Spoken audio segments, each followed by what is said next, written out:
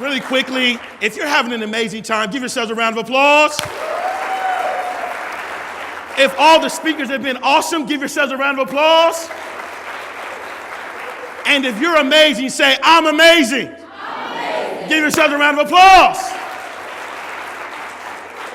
Let me begin, first of all, by saying is if you were to go on the internet tonight and you were to Google Joshua Fredenburg, you would come to my website, and my website would say visionxy.com.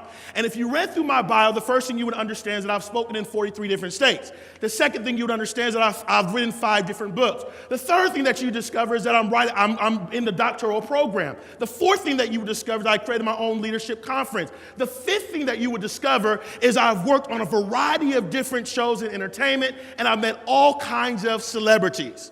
And on paper, it would look absolutely fabulous.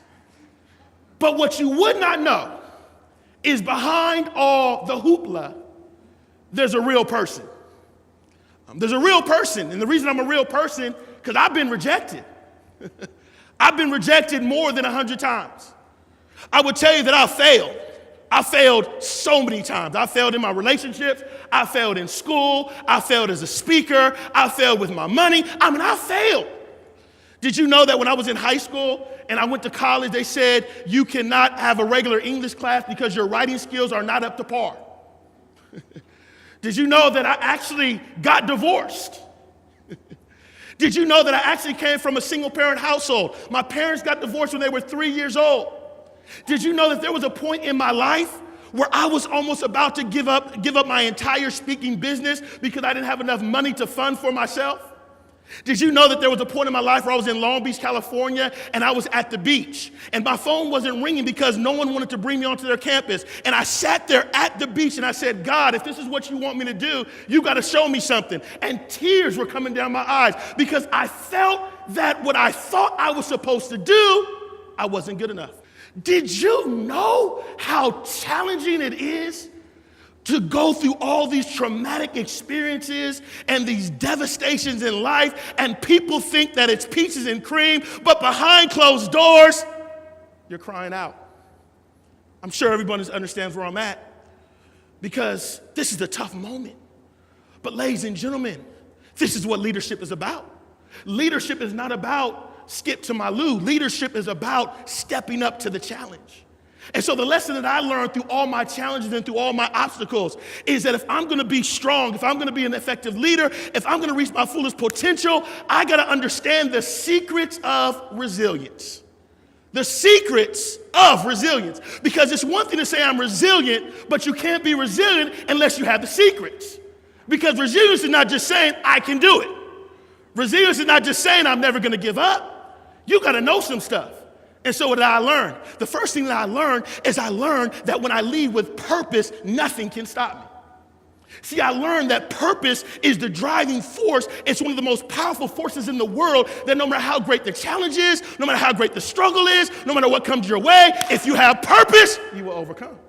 Because purpose is the passionate reason why you do what you do.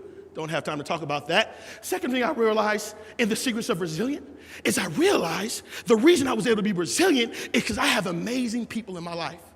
I have best friends. I have mentors. I have Nancy Hunter. I have Jermaine Jackson. I have Wando. I have Tom. I have Christy. I have people in my life that when I'm getting ready to throw in the towel, they lift you up.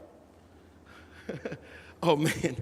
I'm sorry, I know it's not church, but they call me the preacher of higher education, so here we go. But if you were to go to church today on this evening night, you would find there was a great leader by the name of Moses, and Moses' hands were going down. And when his hands went down, they were getting defeated. But what happened is there were 2 guys next to him. There was Aaron, and there was another guy, and they lifted his hands up. And when they lifted his hands up, they won. And it's a great picture that we're only as good as the people we surround ourselves with. I love what this student said at the University of New Haven. He says, and I quote, he said, history is not made by individual leaders. History is made by the people that support the leader. And I learned in my secrets of resilience, I got to have the right people around me. Because Les Brown says, show me your friends, I'll show you your future. Third thing that I realized I had to have the right perspective. Perspective is everything. Someone say perspective is everything. I got to see the good in the bad situation. Because failure is actually a preparation for my success. Rejection is actually direction. The greater the challenge, the greater the victory. You can't be a champion unless you first go through a battle. So I had the right perspective. Fourth thing that I learned that I don't prepare for the challenge when I'm in it. I prepare for the challenge when everything is peaceful. See, I have a routine. See, Marlon talked about fear. Someone say fear. And he said fear is the opposite of faith. Say faith. If you build in faith, you overcome the fear. And so my routine was, how do I build my faith? I think positive. I speak positive. I listen to inspirational speakers like Marlon. I listen to inspirational music. I hear positive stories. And so what I'm doing at Lead365 is through all this encouragement and through all this wisdom, I'm building up my capacity to be resilient when the challenge comes. Someone say secrets. And the last thing I realized in my life is I realized the last secret of resiliency is that you have to understand that challenges are your greatest asset. Why is challenges my greatest asset? Because challenges are the precursor to greatness. And the challenge is what prepares you to be great. If I didn't go through what I went through, I wouldn't have the passion that I have today. If I didn't go through the divorce, I couldn't connect with people that have been in the same experience. If I never failed, I can't talk to a person that failed. But because I understand that the challenge is a precursor and it's a preparation for greatness, guess what? When I face challenges, I start dancing. I start having a party. I start getting excited. I start saying hip hop, hooray. Because Walter Bennis, leadership expert, by the way, he has a quote, and he said that he's never, my own words, saw a leader that did not have to hit rock bottom at some point in order to go forward. He said great leaders had to hit rock bottom to be great. Jordan, cut. Edison, failed. Steve Jobs, fired. Oprah said she was too fat. Lincoln, he missed out a lot of times, but through it all, they became great. And it's because they understood the secrets of resiliency. So how do you make it, Josh? I make it because I understand the secrets of resiliency. They say you're African-American male, and there's institutionalized racism. Does that stop you? Absolutely not. Because I can go through anything when I have the secrets of resiliency.